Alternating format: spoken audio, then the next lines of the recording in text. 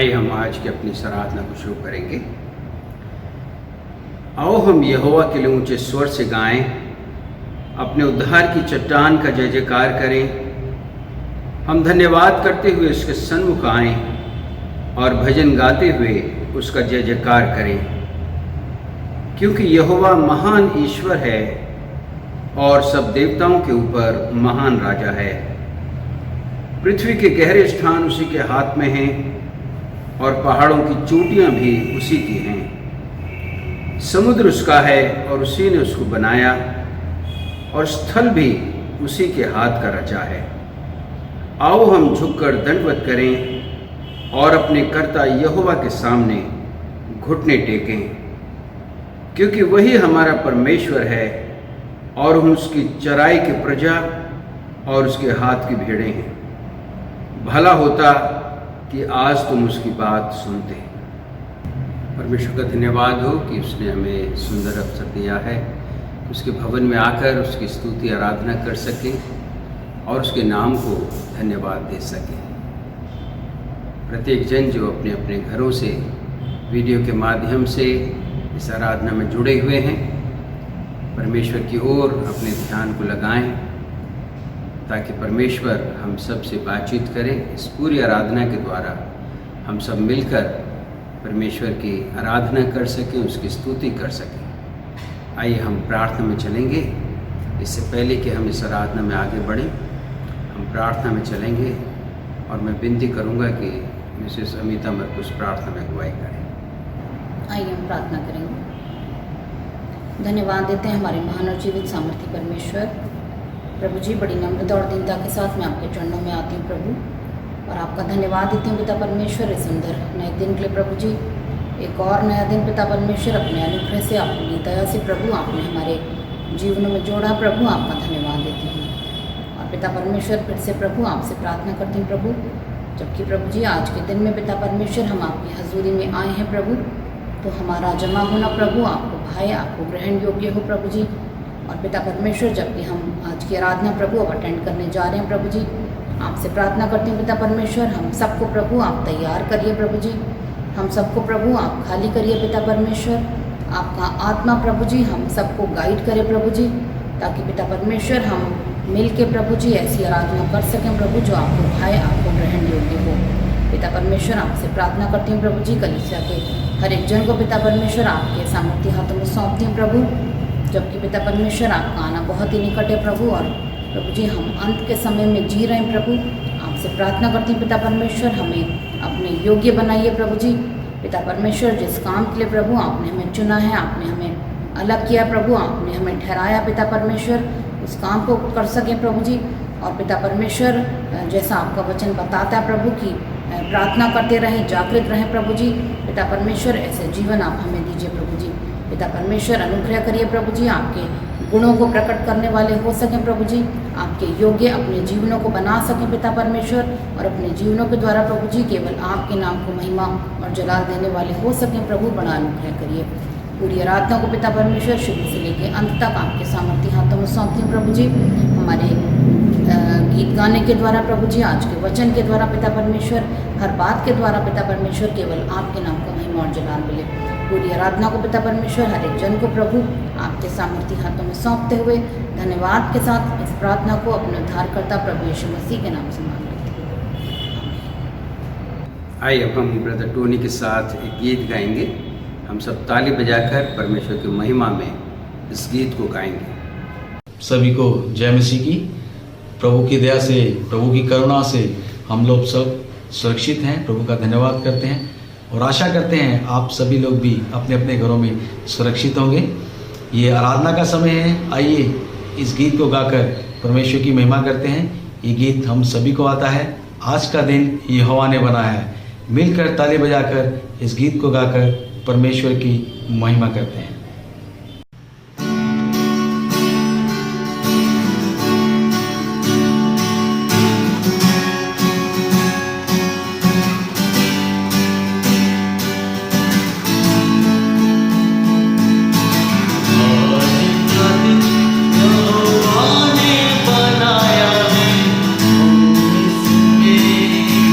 आनंद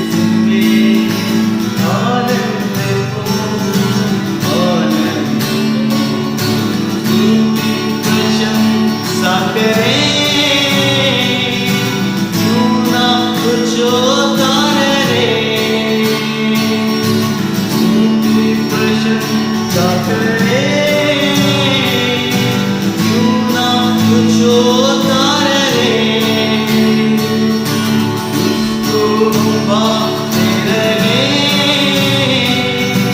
चाहे जहाँ भी रहे, उसको भाते रहे, चाहे जहाँ भी रहे, क्योंकि आज का दिन यहोवा ने बनाया है, हम इसमें आनंद को, आनंद को।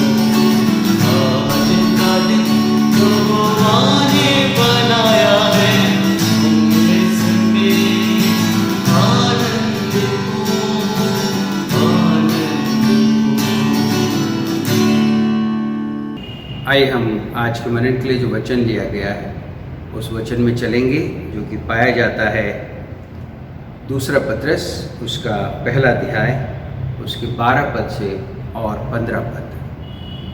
2 Peter chapter 1 verses from 12 to 15। मैं विनती करूंगा कि चेहरा प्रार्थना मरकुस इन पदों को सामने आकर हम सब के लिए पढ़ें। 2 Peter chapter 1 verses 12 to 15। इसलिए यद्यपि तुम में ये बातें जानते हो और जो सत्य वचन तुम्हें मिला है उसमें बने रहते हो, तो भी मैं तुम्हें इन बातों की सुधि दिलाने को सर्वदा तैयार रहूँगा। मैं यह अपने लिए उचित समझता हूँ कि जब तक मैं इस डेरे में हूँ तब तक तुम्हें सुधि दिलाकर उभारता रहूँ, क्योंकि मैं ये जानता हूँ कि मेरे डेरे के गिराए जाने का समय शीघ्र आने वाला है, जैसा कि हमारे प्रभु यीशु मसीह ने मुझ पर प्रकट किया है। इसलिए मैं ऐसा यत्न करूँगा कि मेरे कूच करने के बाद तुम इन सब बातों को सर्वदा स्मरण कर सको। परमेश्वर अपने वचन के पढ़े और सुने जाने पर आशीष दे। प्रिय जीजू, आज परमेश्वर का धन्यवाद हो कि पिछली 12, 13, 14 तारीख में हम परमेश्वर को धन्यवाद दे सके कलीसिया के 47 वर्ष स्थापना के पूरे करने पर। सचमुच ये परमेश्वर की बड़ी दया रही हमारे जीवनों पर, इस मिनिस्ट्री पर, सेवकाई पर, कि हम सब विपरीत परिस्थितियों के मद्देनज़र भी आगे बढ़ते रहे और परमेश्वर की सहायता हमारे लिए उपलब्ध रही। रुकावटें तो बहुत थी, बहुत कोशिश थी रोकने की, लेकिन परमेश्वर का हाथ मेरे प्रेज़िज़ों इस सेवकाई के ऊपर था, हमारे जीवनों पर था। हर बात में आप सबको परमेश्वर ने तैयार किया और इस तरह से हम आगे बढ़ते गए। परमेश्वर की दया से बहुत से लोगों को प्रभु के वचन को हम पहुंचा सके। और तीनों दिनों में हम परमेश्वर के दास के द्वारा प्रार्थना के संबंध में हमें उत्साहित किया गया। मेरे प्रेज़िज़ों, मुझे आशा है कि हम सब प्रार्थना की सामर्थ्य को अपने जीवनों में समझेंगे और हम प्रार्थना क्यों करें, कैसे करें, और अगर हमारी प्रार्थना नहीं सुनी जा रही है तो क्यों नहीं सुनी जा रही है। इन विषयों पर प्रभु का वचन हमने सबने सुना है। तो आइए हम परमेश्वर की हुजूरी में उपस्थित रह करके प्रार्थना में अपना जीवन ज़्यादा से ज़्यादा समय खर्च करें, प्रार्थना में प्रभु के सन्मुख आएँ और परमेश्वर से बातचीत करें और परमेश्वर से अपने जीवन के लिए सामर्थ्य मांगे, इस सेवकाई के लिए सामर्थ्य मांगे। परमेश्वर की उस प्रेम को जो परमेश्वर ने तमाम मानव जाति से किया है उसे दूसरे लोगों तक ले जाने के लिए हम परमेश्वर से प्रतिदिन सामर्थ्य मांगें। मेरे प्रियजनों, आज जब हमें परमेश्वर ने अवसर दिया है कि हम उसके भवन में आकर उसके वचन को सीखें, और जैसा यहाँ पर पत्रस की दूसरी पत्री हमने पहले अध्याय में से उसके 12 से 15 पद पढ़े। मेरे प्रियजनों, यहाँ पर हम देखते हैं कि पत्रस जो है, ख़ासकर 3 बातों पर हम यहाँ विचार करेंगे। पत्रस 3 बातों को फोकस करते हैं। पहली बात है वो परमेश्वर के वचन की शिक्षा को बार बार रिपीटेडली बताने की बात करते हैं, प्रचार करने की बात करते हैं, शिक्षा की बात करते हैं। बार बार परमेश्वर के वचन की बातों को बताने की, प्रीच करने की, शिक्षा देने की बात करते हैं। और दूसरी बात जो है, हम देखते हैं कि वो अपनी जिम्मेवारी को, परमेश्वर के वचन को बताने के लिए वो अपनी जिम्मेवारी को समझते हैं। वो परमेश्वर को वचन को बताना, परमेश्वर के वचन की शिक्षा से बार बार परमेश्वर के प्रेम के विषय में बताना, उसके प्रति जो जिम्मेवारी है उसके ऊपर बात करते हैं।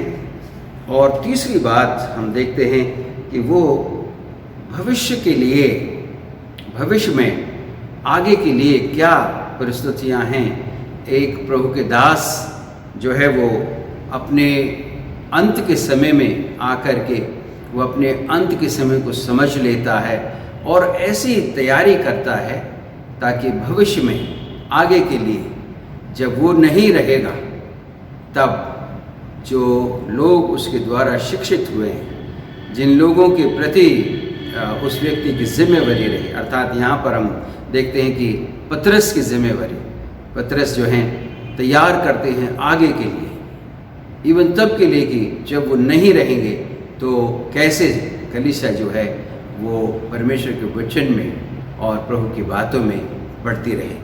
तो मेरे प्रिय जो इन तीनों बातों पर आज हम गौर करेंगे। सबसे पहली बात जो जैसे मैंने बताया अभी कि पतरस जो हैं वो वचन की प्रीचिंग और टीचिंग की जो शिक्षा है, शुभ समाचार प्रचार और उसकी शिक्षा देना, ये पहला विषय है जिस पर पतरस यहाँ बात करते हैं। अगर मैं आपके सामने 12वें पद को पढ़ूँ, यहाँ लिखा है, यद्यपि, इसलिए यद्यपि तुम ये बातें जानते हो और जो सत्य वचन तुम्हें मिला है उसमें बने रहते हो, तो भी मैं तुम्हें इन बातों की सुधि दिलाने को सर्वदा तैयार रहूँगा। तो मेरे प्रिय, यहाँ पर पतरस जो है वो कहते हैं कि यद्यपि तुम जानते हो इन बातों और जो सत्य वचन तुम्हें मिला है उसमें तुम बने भी रहते हो, तो भी मैं तुम्हें इन बातों की सुधि दिलाने को सर्वदा तैयार रहूँगा। मेरे प्रिय, परमेश्वर के वचन को, परमेश्वर के सत्य वचनों को, वचन की शिक्षा को, जो कि यहाँ पर पतरस कहते हैं कि तुम उन्हें जानते हो, तुम उनमें बने रहते हो, वो कहते हैं लेकिन फिर भी मैं इन बातों की सुधि दिलाने को सर्वदा तैयार रहूँगा। अर्थात परमेश्वर के वचन को, परमेश्वर के वचन की शिक्षा को, उसकी सच्चाई को, उसके प्रेम को बार बार सुधि दिलाने की बात यहाँ पर पतरस करते हैं। और मेरे प्रिय, अगर मैं कुछ पद आपके सामने इस संबंध में और रखूं तो फिलिपियों उसका 3 अध्याय और उसका 1 पद, फिलिपियों उसका 3 अध्याय और 1 पद यहाँ पर लिखा है, इसलिए हे मेरे भाइयों प्रभु में आनंदित रहो, वे ही बातें जो तुमको बार बार लिखने में मुझे तो कोई कष्ट नहीं होता और इसमें तुम्हारी कुशलता है। यहाँ पर संत पौलुस लिखते हैं फिलिपियों के कलीसिया को, जैसा पतरस कहते हैं कि मैं सुधि दिलाने के लिए तैयार हूँ, तुम जानते हो इन बातों को, तुम इन बातों में बने रहते हो, लेकिन फिर भी मैं सुधि दिलाने के लिए हमेशा तैयार रहूँगा। और यहाँ पर संत पौलुस फिलिपियों की कलीसिया को लिखते हैं कि वे ही बातें तुमको बार बार लिखने में मुझे कोई कष्ट नहीं होता और इसमें तुम्हारी कुशलता है। मेरे प्रिय, परमेश्वर के वचन को बार बार पढ़ने में, बार बार सिखाने में, बार बार सीखने में हमारी कुशलता है। यहाँ पर संत पौलुस फिलिपियों की कलीसिया को कहते हैं कि इसमें तुम्हारी कुशलता है। और मैं चाहूँगा कि आप एक पद और देखें, पहला यूहन्ना उसका 2:21 पद, पहला यूहन्ना 2 और उसका 21 पद, ये भी इसी संबंध में है, जहाँ इस प्रकार से लिखा है, मैंने तुम्हें इसलिए नहीं लिखा कि तुम सत्य को नहीं जानते, पर इसलिए कि उसे जानते हो, और इसलिए कि कोई झूठ सत्य की ओर से नहीं है। मेरे प्रियजनों, यहाँ पर फिर हम देखते हैं कि यूहन्ना कहते हैं कि मैंने तुम्हें इसलिए नहीं लिखा कि तुम सत्य को नहीं जानते, पर इसलिए कि तुम उसे जानते हो। अर्थात हम सत्य को जानते हैं, फिर भी यूहन्ना कहते हैं कि फिर भी मैं तुम्हें इस बात को लिख रहा हूँ। तो एक रिपीटेशन में हम देखते हैं कि यहाँ पर जो है, जो पतरस कह रहे हैं वही पौलुस भी कह रहे हैं, वही यूहन्ना भी कह रहे हैं। और एक और पद में जल्दी से आपके लिए पढ़ दूँ, जूड भी इस बात को कहते हैं, जो यहूदा हैं वो भी इस बात को कहते हैं।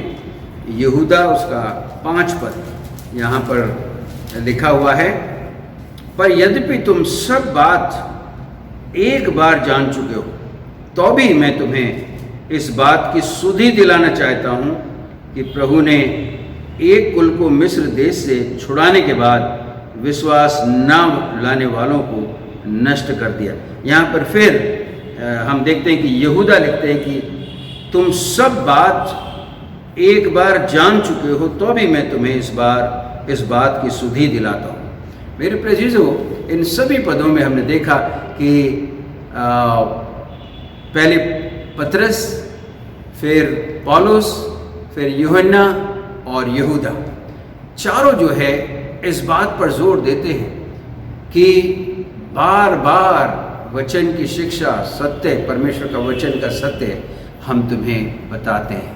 मेरे प्रियजनों, परमेश्वर के वचन को बार बार पढ़ना, बार बार सीखना, बार बार समझना, उसमें एक नई ताजगी मिलती है।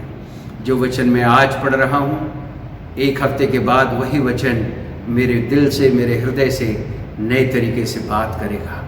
और मेरे प्रिय अजीज़ों, हम जितनी बार परमेश्वर के वचन को पढ़ेंगे, उतना ज़्यादा परमेश्वर की हम उन बातों को, गूढ़ बातों को, उस प्रेम की गहराइयों को, वचन की जो हमारे लिए जो शिक्षा है, उसको हम गहराई में समझने पाएंगे। इसलिए वचन को बार बार पढ़ना, बार बार सीखना, बार बार मनन करना।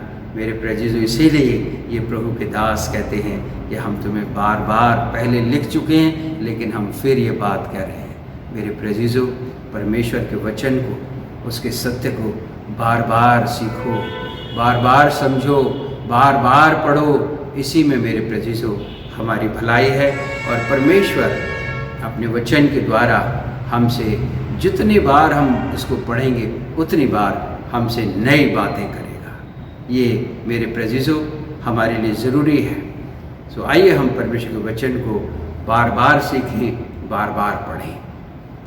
प्रियजनों, ये अगर मैं यहाँ पर इसको पूरे वचन को देखूं, तो ये वचन पास्टरल केयर काउंसलिंग में ये वचन जो है आएगा। एक पासवान जो है, एक पास्टर जो है, प्रभु के वचन का सिखाने वाला, प्रभु के फ्लॉक, जो प्रभु की जो भेड़ें हैं, जो प्रभु का झुंड है, प्रभु के लोगों का झुंड है, अर्थात कलीसिया है, उसको परमेश्वर के वचन को बार बार सिखाना है। ये पास्टरीय सेवा जो है, पासवान की एक सेवा जो है, जो परमेश्वर का दास है, प्रभु का दास है, उसको बार बार परमेश्वर के वचन को सिखाना, उस सत्य को सिखाना कलीसिया को। मेरे प्रियजनों, ये उसके जीवन का एक हिस्सा होना चाहिए। एक वचन को, एक शिक्षा को हमें बार बार देते रहना चाहिए। ये पास्टरीय सेवा में मेरे प्रियजनों आता है कि हम बार बार परमेश्वर के वचन से स्मरण कराएं, याद दिलाएं, बार बार जागृत करें। एक अच्छा सेवक जो है वो बार बार जागृत करता है, बार बार शिक्षा देता है, बार बार जो है परमेश्वर के वचन से जागृत करता है, उस झुंड को जिसकी रखवाली करने के लिए उस पासवान को मिली है। तो मेरे प्रियजनों, ये बहुत ज़रूरी है कि आज के समय में ख़ास कर, क्योंकि मेरे प्रियजनों बहुत कुछ है ऐसा जो हमारे समझ को, इंसान के सोच को डाइवर्ट करने के लिए बहुत कुछ है इस संसार में। थोड़ी थोड़ी देर पर नई नई चीज़ें आपको देखने के लिए मिलेंगी जो आपके उस उद्देश्य से जो प्रभु ने आपको दिया है उससे डाइवर्ट करेंगे, आपके आत्मिक जीवन को डाइवर्ट करेंगे। इसलिए मेरे प्रियजनों, ये ज़रूरी है कि बार बार परमेश्वर के वचन पर गौर किया जाए, बार बार परमेश्वर के वचन से सिखाया जाए, बार बार परमेश्वर के वचन की शिक्षा दी जाए। सो मेरे प्रियजनों, परमेश्वर के वचन को बार बार पढ़ने की आशीषें भी, जैसा मैंने बताया कि उसकी आशीषें भी हमें हर समय नई मिलती हैं। हम लोग अपने जीवन में परमेश्वर के वचन को कितना पढ़ते हैं, उस वचन पर कितना गौर करते हैं, मनन करते हैं। कई बार ऐसा होता है कि हम परमेश्वर के वचन को पढ़ते तो हैं लेकिन गौर से नहीं पढ़ते। उस वचन को हमने पढ़ लिया, उस पर गौर किया तो बहुत ही शैलो, उसकी जो वचन की जो गहराई है, वो वचन क्या कहना चाहता है उसको हम नहीं सीखते हैं, नहीं समझ पाते हैं। और इसलिए मेरे प्रियजनों, वचन तो हमने पढ़ लिया, वचन सीख भी लिया, लेकिन उस वचन गहराई में हमसे क्या कहना चाहता है, उस वचन की गहराई को हमने नहीं समझा।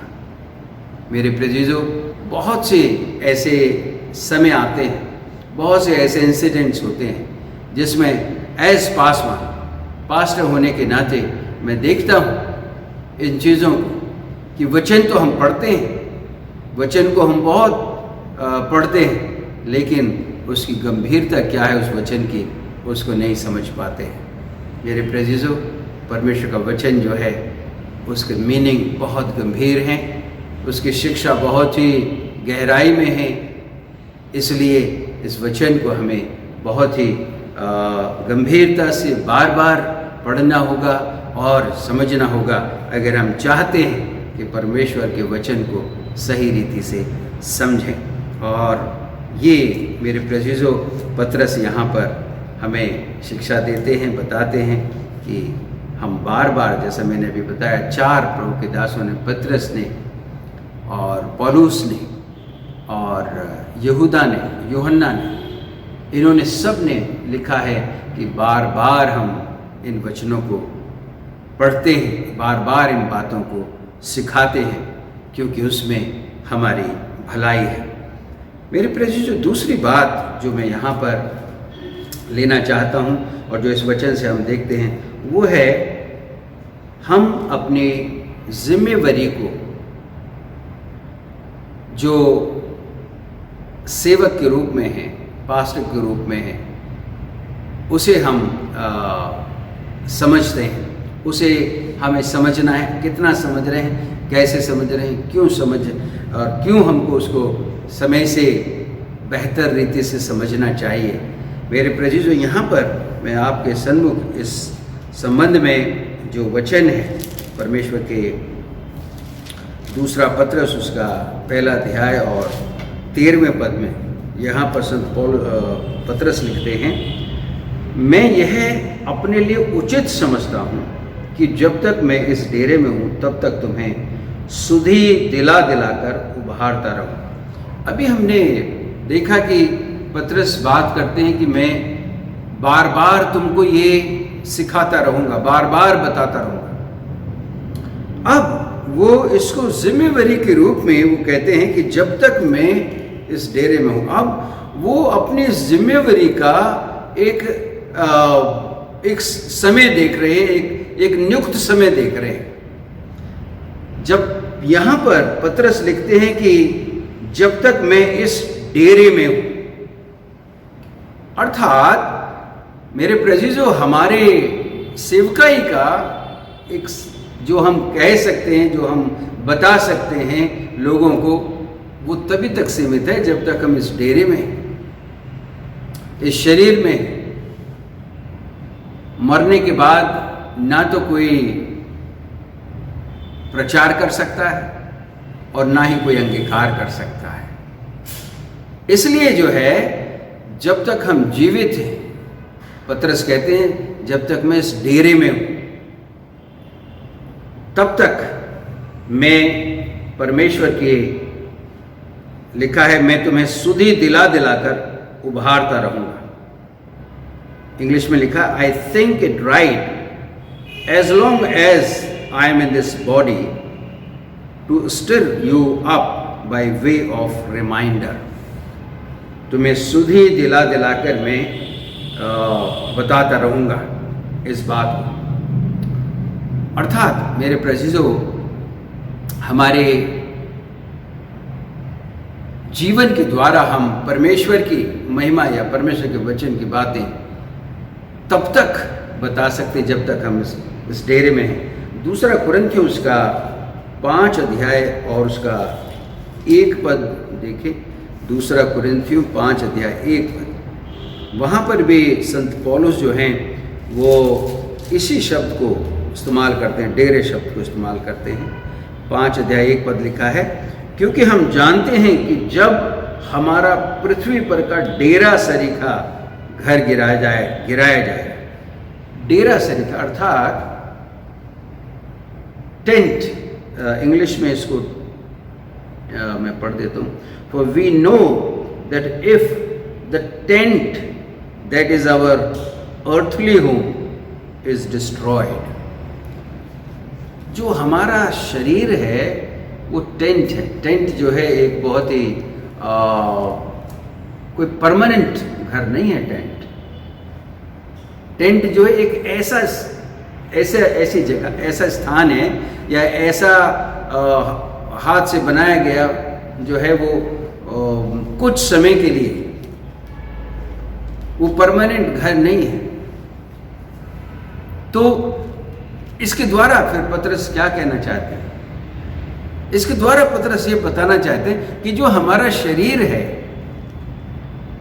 वो टेंट के मुताबिक जो है, टेंट के अनुसार, वो कहते हैं कि टेंट के मुताबिक है, वो कुछ ही समय, उसकी म्याद जो है ज़्यादा नहीं होती,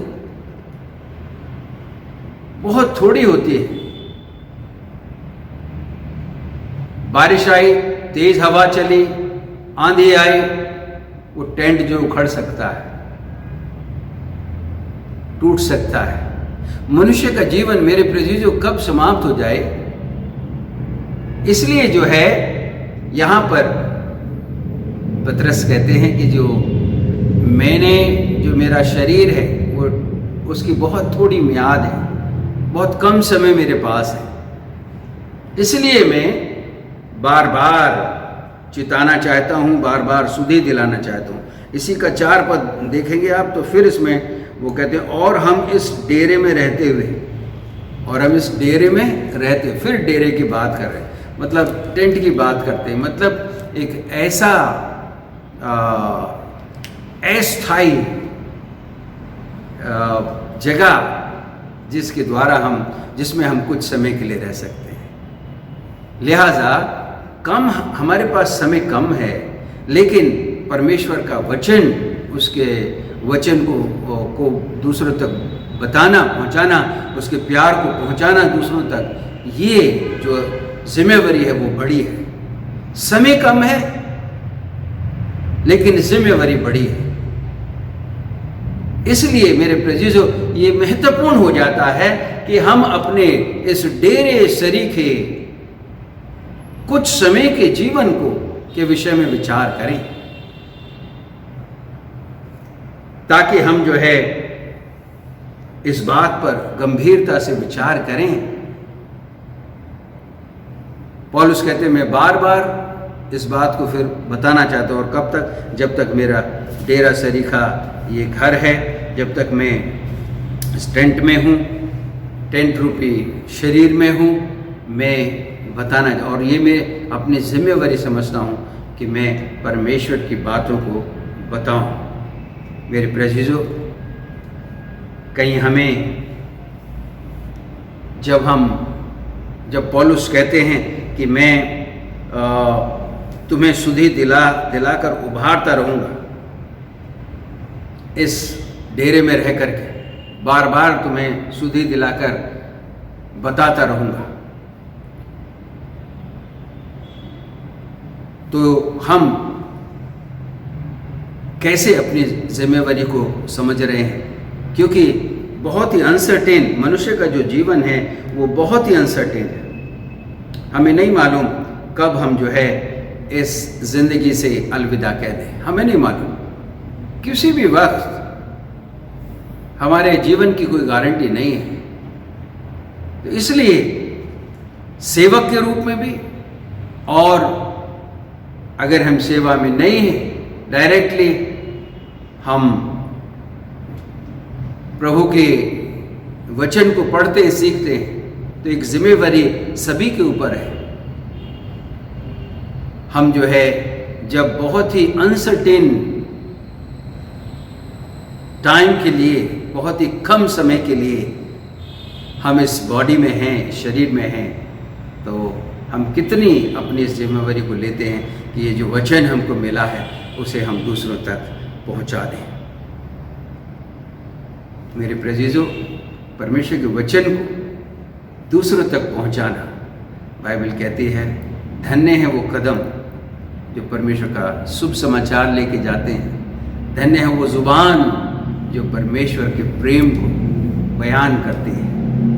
तो मेरे प्रेजीजो, आइए, जब ये जुबान चल रही है, जब तक ये मुंह बोल सकता है, जब तक ये कदम चल रहे हैं, जब तक ये हाथ चल रहे हैं, परमेश्वर के वचन को हम दूसरों तक पहुंचा दें।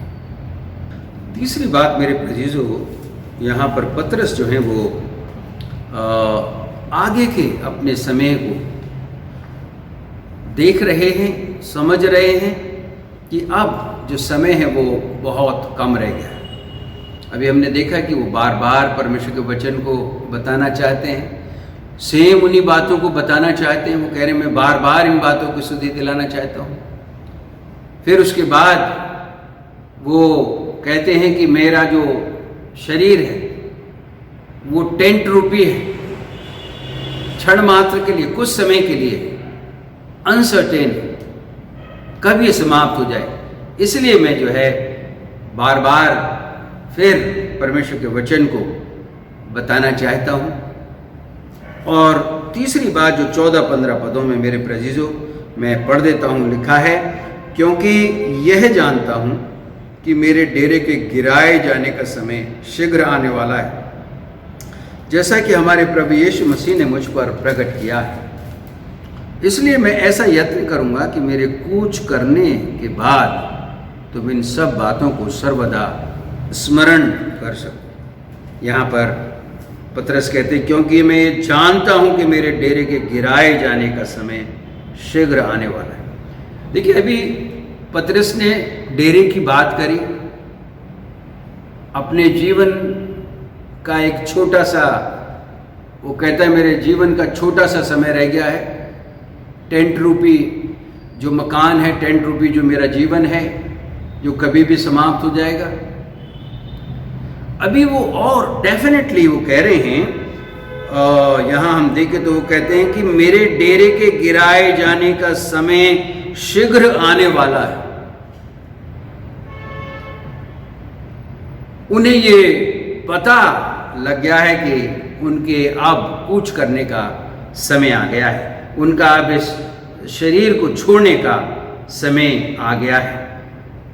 मेरे प्रेजीजो, इस संबंध में यूहन्ना उसका 21 अध्याय और उसके 18 और 19 पदों को अगर हम देखें, यूहन्ना उसका 21 अध्याय और उसके 18 और 19 पद को अगर आप देखें, तो वहाँ पर 18 और 19 पद में पढ़ता हूँ, मैं तुमसे सच सच कहता हूँ कि जब तू जवान था, पतरस को प्रभु यीशु मसीह कह रहे हैं, जब तू जवान था तो अपनी कमर बांधकर जहाँ चाहता था वहाँ फिरता था, परंतु जब तू बूढ़ा होगा तो अपने हाथ फैलाएगा और दूसरा तेरी कमर बांधकर जहां तू ना चाहेगा वहां तुझे ले जाएगा। 19वें पद में लिखा है, उसने इन बातों से संकेत दिया कि पतरस कैसी मृत्यु से परमेश्वर की महिमा करेगा। तब उसने उससे कहा, मेरे पीछे हो ले। मेरे प्रियजनों, यहाँ पर जब पतरस कहते हैं कि मेरे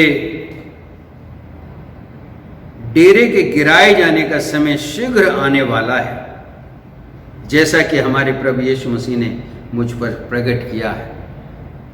मेरे प्रियजनों, प्रभु यीशु मसीह जीवित होने के बाद मृतकों में से जब चेलों को दिखाई दिया, यूहन्ना पतरस से बात हुई और पतरस को प्रभु यीशु मसीह ने 3 बार कहा, मेरी भेड़ों को चरा, क्योंकि पतरस ने 3 बार इनकार किया था प्रभु यीशु मसीह का। इसलिए तीनों बार के उस इनकार के बदले अंगीकार करवाया प्रभु यीशु मसीह ने। क्या तू मुझे प्यार करता है? 3 बार कहा और ये बात कही, मेरी भेड़ों को तू चरा। मेरे प्रियजनों, पतरस जो यहाँ कहता है कि मेरे डेरे के गिराए जाने का समय शीघ्र आने वाला है, तो उस बात को याद करता है, क्योंकि अब वो समय उसके नज़दीक आता चला जा रहा था। अगर आप 2 तीमुथियुस उसका 4 अध्याय और 6 पद को देखें, 2 तीमुथियुस उसका 4 अध्याय और 6 पद में आपके सामने पढ़ूंगा। यहाँ पर लिखा है, क्योंकि अब मैं अर्घ के समान उंडेला जाता हूँ और मेरे कूच का समय आ पहुंचा है। इंग्लिश में लिखा है, for I am already being poured out as a drink offering and the time of my departure has come. पतरस जो हैं अपने कूच करने के समय को यहाँ पर संत पौलुस लिखते हैं तीमुथियुस को, 6 अध्याय 4 अध्याय 6 पद जो पढ़ा है मैंने, तीमुथियुस को दूसरी पत्री में कहते हैं कि मेरे अर्घ का समय अब आ पहुंचा है, मेरा अंत समय जो है अब आ पहुंचा है। मेरे प्रियजनों, जो प्रभु के दास हैं, प्रभु के सेवक हैं, वो अपने समय को भांप लेते हैं। परमेश्वर अपने आत्मा के द्वारा इस बात को रिवील कर देते हैं अपने दास के ऊपर कि अब समय जो है वो बहुत कम रह गया है, अब समय जो है वो आने वाला है। मैं कितने प्रभु के ऐसे दासों को जानता हूँ जिन्होंने पहले से ही अपने काम को दुरुस्त करना शुरू कर दिया, क्योंकि उन्हें पता था कि अब वो समय आ रहा है जब वो प्रभु के पास चले जाएंगे। मेरे प्रियजनों, जो प्रभु के लोग हैं वो अपने समय को देख लेते हैं, समय को समझ लेते हैं और इसलिए बड़ी समझदारी से वो अपने कामों को सेटल करना चाहते हैं। पतरस यहाँ पर कहता है, मैं बार बार तुम्हें लिखना चाहता हूँ, बार बार बताना चाहता हूँ। जो एक जिम्मेवारी है परमेश्वर के वचन को, मेरे प्रियजनों, ये कितनी हमारे लिए कितना सौभाग्य की बात है कि वो काम जो फरिश्तों को नहीं मिला, शुभ समाचार का काम जो फरिश्तों को नहीं मिला, उसने अपने सेवकों को, कमज़ोर पात्र को दिया। वो मनुष्य जो कमज़ोर है उसको अपनी सच्चाई को बताने का ये सौभाग्य दिया है। इसलिए मेरे प्रियजनों, परमेश्वर के वचन को बताना, उसकी सच्चाई को बताना, ये बहुत बड़ा सौभाग्य है हमारे पास। और पतरस कहते हैं कि मैं उस काम को जो है करना चाहता हूँ। क्यों? क्योंकि पतरस जो है अब उस समय को देख रहा था जिसके विषय में प्रभु यीशु मसीह ने कहा कि जहाँ तुम नहीं चाहेगा वहाँ भी तुझे ले जाया जाएगा। मेरे प्रियजनों, ऐसा समय आता है इंसान के जीवन में जब वो ना चाहते भी हुए भी, वो चाहता कुछ और है और उसे कुछ और करने पर मजबूर किया जाता है, क्योंकि वो अपने वश में नहीं रहता, वो दूसरों के वश में है। मेरे प्रेजीजो, ऐसा समय आता है, यहाँ पर लिखा है कि तुझे बांध करके ले जाएंगे, तू जहाँ ना जाना चाहे वहाँ तुझे वो ले जाएंगे। मेरे प्रेजीजो, कैसी मृत्यु। दूसरी बात जो यहाँ पर हम देखते हैं वो है जो शब्द यहाँ पर इस्तेमाल किया गया है, पहला पत्रस उसके 14 पद में, वो है एक्सोडोस, इजिप्ट टू प्रॉमिस लैंड। मैं आपको बताऊं, जब इजराइलियों को, क्योंकि इजराइली इजिप्ट में, मिस्र में गुलामी में रहा करते थे फ़ारो बादशाह के, लेकिन परमेश्वर ने उन्हें उस गुलामी से निकाला और उन्हें प्रॉमिस लैंड की ओर ले जाने के लिए वायदा की हुई ज़मीन में, जहाँ उनकी अपनी जगह होगी, वो जहाँ वो खुद अपने अधिकार के साथ रहेंगे, इजिप्ट से निकाल करके, जो एक्सोडोस का मतलब यही है कि जब इजराइलियों को इजिप्ट से निकाल करके प्रॉमिस लैंड की ओर परमेश्वर लेके चला। यहाँ पर जो शब्द इस्तेमाल किया गया है वो एक्सोडोस है, अर्थात ये जो डेरा सरीखा जो शरीर है, इसमें से परमेश्वर की हुजूरी में, परमेश्वर की उपस्थिति में, वो कहते हैं कि वो समय जब मैं परमेश्वर की उपस्थिति में चला जाऊंगा, वो दिन मैं देख सकता हूँ, वो समय मैं देख सकता हूँ, करे शीघ्र आने वाला है वो दिन।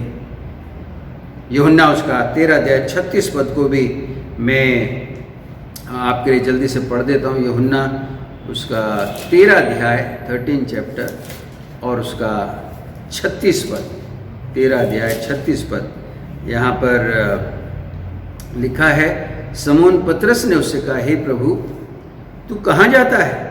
यीशु ने उत्तर दिया, जहाँ मैं जाता हूँ वहाँ तू अभी मेरे पीछे आ नहीं सकता, परंतु इसके बाद तू मेरे पीछे आएगा। मेरे प्रेजीजो, प्रभु यीशु मसीह ने कहा, अभी तो मेरा कूच करने का समय आया, लेकिन मेरे बाद तेरा भी, तब तू मेरे पीछे आएगा। जहाँ मैं जा रहा हूँ वहाँ तू भी आएगा। मेरे प्रेजीजो, प्रभु के जो लोग हैं, प्रभु के जो दास हैं, प्रभु के जो सेवक हैं, या पास्टरीय मिनिस्ट्री में जो प्रभु के लोग हैं, प्रभु के दास हैं, वो इस बात को परमेश्वर उन्हें जता देता है कि अब वो समय आ रहा है जब कूच करना होगा, छोड़ना होगा इस जगह को, इस शरीर को जब छोड़ना होगा। वो समय जो है अब आ रहा है जब मैं इस दुनिया को अलविदा कह दूंगा। उस दिन को जो है पतरस देखते हैं, और इसलिए जो है वो कहते हैं कि अब वो समय बहुत नज़दीक है जब मैं इस संसार को छोड़ दूंगा। मेरे प्रेजीजो, हमारे जीवन में वो समय, जैसे पतरस उस समय को देख सकता है, हमारे जीवन में भी वो समय कभी भी आ सकता है। क्या हम अपने जिम्मेवारी को, जो हमारी जिम्मेवारी है, उसे पूरा करने के लिए तैयार कर रहे हैं? कहीं ऐसा तो नहीं कि हम कुछ ऐसा छोड़ जाएं जो आगे के लिए भी टेढ़े मेढ़े रास्ते बने रहें? यह हमारा फर्ज है मेरे प्रेजीजो, हर प्रभु के दास का फर्ज है कि वो आगे के रास्तों को सीधा कर दे, टेढ़े मेढ़े रास्ते, उबड़ खाबड़ रास्ते छोड़ करके ना जाए। अगर मेरी जिम्मेवारी है, मेरे अधिकार में कुछ है, तो इससे पहले कि मैं अपने इस डेरे शरीर के शरीर को छोड़ूं, ये मेरी जिम्मेवारी है कि मैं जो वो टेढ़ा मेढ़ा है उसे सीधा करके जाऊं,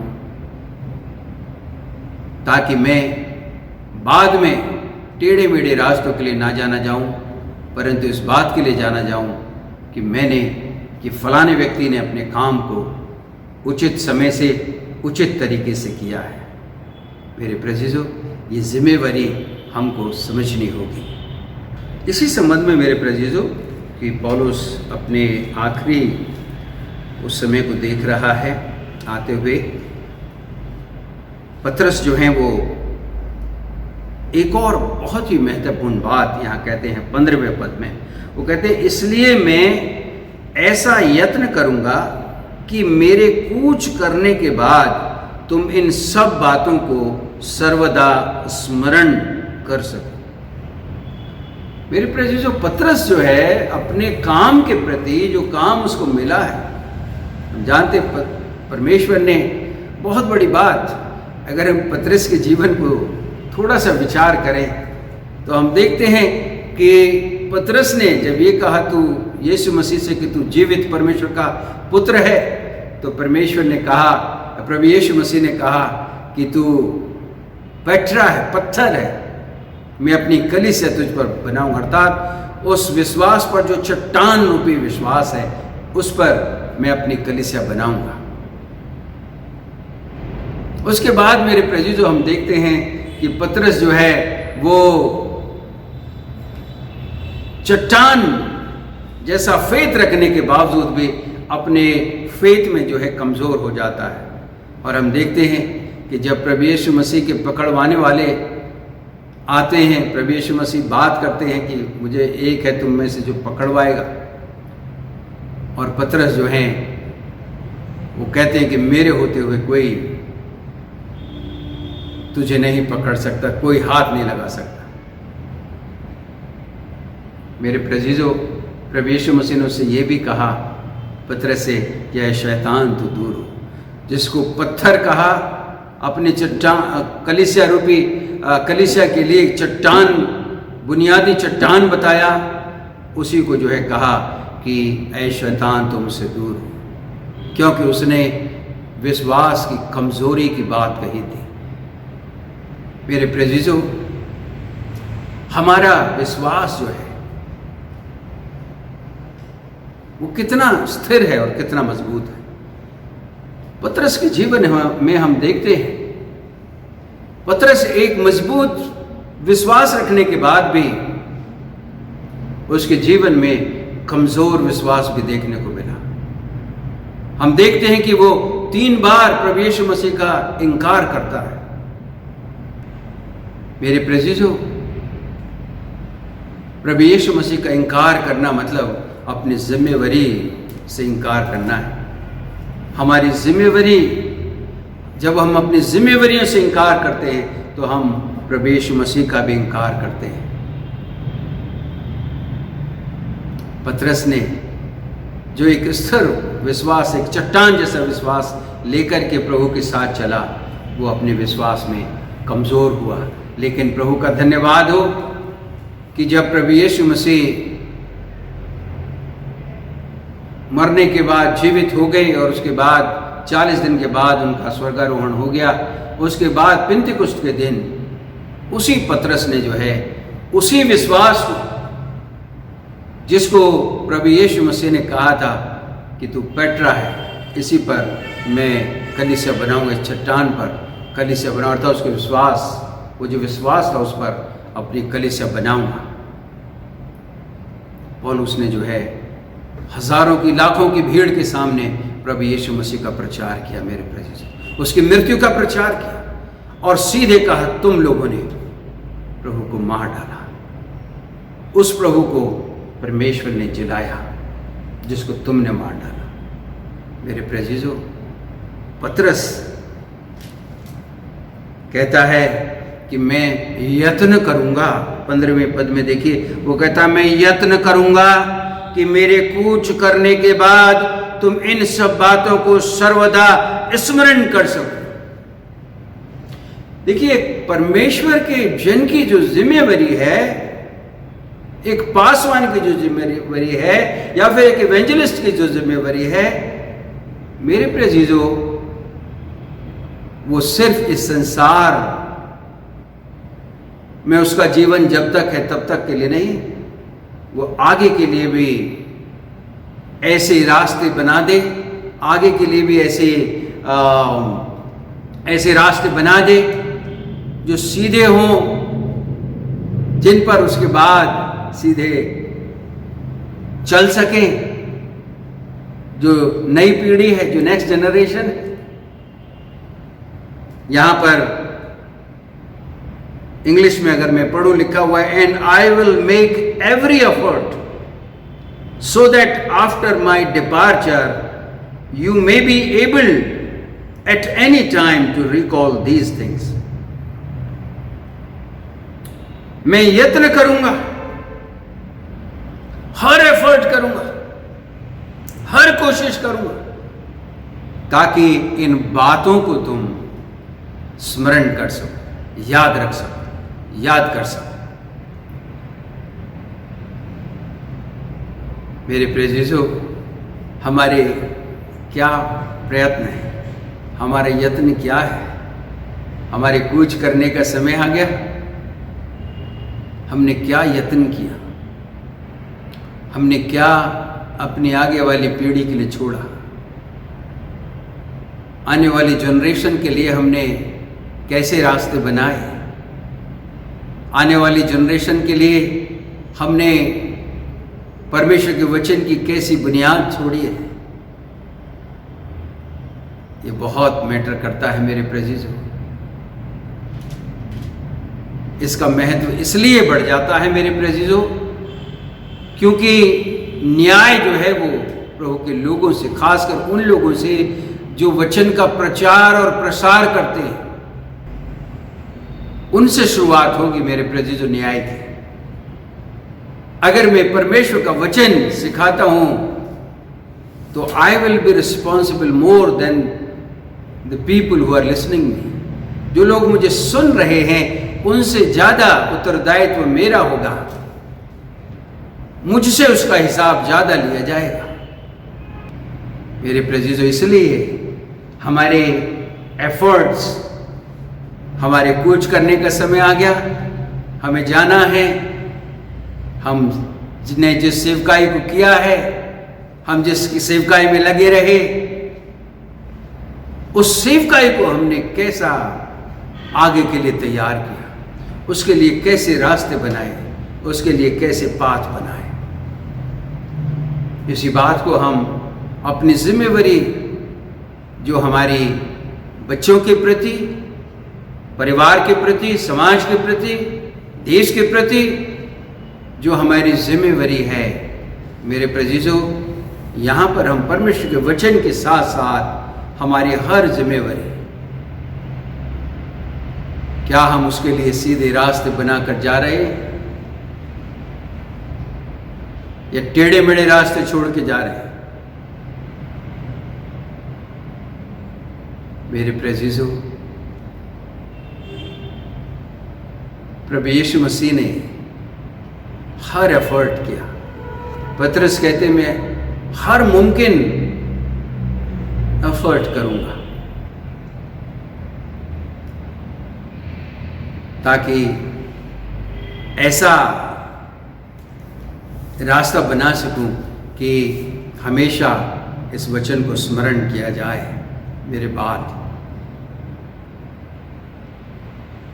मेरे बाद की जनरेशन जो है वो परमेश्वर के लिए महिमा का पात्र ठहरे। मेरे बच्चे परमेश्वर की महिमा का पात्र ठहरे।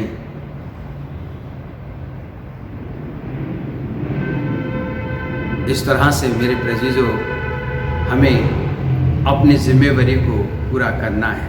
सो मेरे प्रेजिजो, ये तीनों बातें जो पौलुस यहाँ पर करते हैं, पतरस यहाँ पर करते हैं। पहली बात कि मैं बार बार बताऊंगा परमेश्वर के वचन, परमेश्वर के वचन की शिक्षा बार बार दूंगा। दूसरी बात कि इन बातों को बताने के लिए मेरे पास जो समय है वो बहुत थोड़ा है, डेरे समान है, जो अस्थायी है। कभी भी मेरा ये डेरा स्वरूप शरीर खत्म हो जाएगा। और तीसरी बात जो हम यहाँ देखते हैं मेरे प्रेजिजो, वो कहते हैं कि अब मुझे अपने डेरे को गिराए जाने का समय निकट दिख रहा है। मेरा शरीर कब कहते अर्घ के समान उंडेला जा रहा है। मुझे मेरे प्रभु ने बता दिया कि मेरे इस डेरे के गिराए जाने का समय नज़दीक है, वो कहते हैं। और इसलिए वो कहते हैं, इसलिए मैं यत्न से सब बातों को बताऊंगा ताकि मेरे बाद भी उन बातों को स्मरण किया जाए। मेरे प्रेज़िज़ों, परमेश्वर का वचन हम इस रीति से लोगों के बीच में छोड़ के जाएं जिससे प्रभु को लोग याद करें और आपको भी एक अच्छा सेवक के रूप में याद करें। हमें एक अच्छे सेवक के रूप में हम स्मरण किए जाएं। मेरे प्रेज़िज़ों, इन वचनों के साथ प्रभु आप सबको आशीष देवे। आइए अब हम एक गीत सुनेंगे ब्रदर टोनी के द्वारा और हम सब उनके साथ इस गीत को गाएंगे, ताली बजाकर परमेश्वर की महिमा करेंगे। हम जहाँ जहाँ भी हैं वीडियो के माध्यम से परमेश्वर की आराधना में शामिल होकर परमेश्वर के नाम को महिमा देंगे। प्रभु का धन्यवाद करते हैं इस सुंदर वचन के लिए जो प्रभु के दास के द्वारा दिया गया। आइए अभी समय होगा एक और गीत गाकर परमेश्वर की महिमा करते हैं। ये गीत भी हम सभी को आता है, मिलकर ताली बजाकर जोर से परमेश्वर की महिमा करते हैं।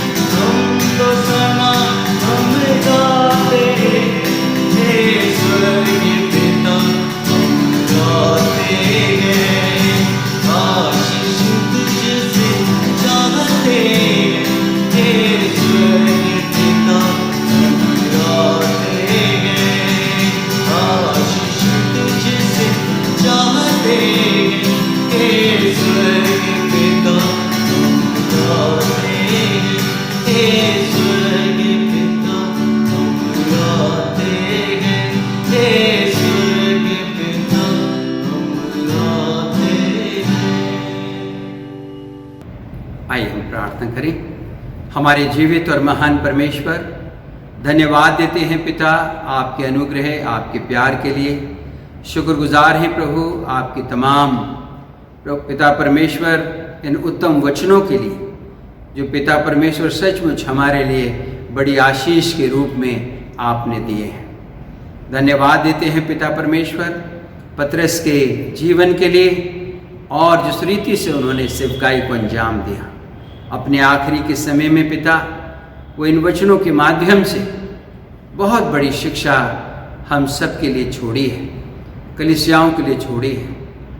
उन्होंने प्रभु इस बात पर जोर दिया कि बार बार परमेश्वर का वचन, परमेश्वर की शिक्षा, वचन की शिक्षा, प्रभु यीशु मसीह का बचाने वाला, उद्धार देने वाला मैसेज, शुभ समाचार बार बार बताया जाए। और वो इस बात पर भी जोर देते हैं कि हमारे पास समय बहुत कम है, क्योंकि हमारे जीवन बहुत कमज़ोर है, अनसर्टेन। हमें नहीं मालूम कब हमारा ये डेरा सरी का घर गिरा दिया जाए, कब हमें इस संसार से कूच करना पड़े। इसलिए हम परमेश्वर के इस बहुमूल्य वचन को, उसकी महत्वपूर्ण बातों को हम जितना ज़्यादा गंभीरता से लोगों तक पहुंचा सकें, बता सकें। और आगे हम देखते हैं कि पतरस जो कहते हैं कि मुझे मेरा अंतिम समय दिख रहा है, अब वो दिन आ रहा है मेरा जब मैं इस अपने डेरे सरी के घर को छोड़ दूंगा। अब वो आखिरी समय मैं देख सकता हूँ। सचमुच प्रभु जी, हमारे जीवन जो कि बहुत छोटे हैं, और हम देख सकते हैं अपने जीवन को, उस आखिरी समय को। ऐसे में जो महत्वपूर्ण बात है वो ये है, इससे पहले कि हम इस डेरे को छोड़ें, इस शरीर को छोड़ें, हम अपनी जिम्मेवारी को पूरा करें। पतरस जैसा यहाँ पर लिखते हैं कि मैं यत्न के साथ बताऊंगा, समझाऊंगा, ताकि मेरे बाद भी, मेरे चले जाने के बाद भी इस वचन को स्मरण करते रहें, याद करते रहें, इन वचनों को बताते रहें।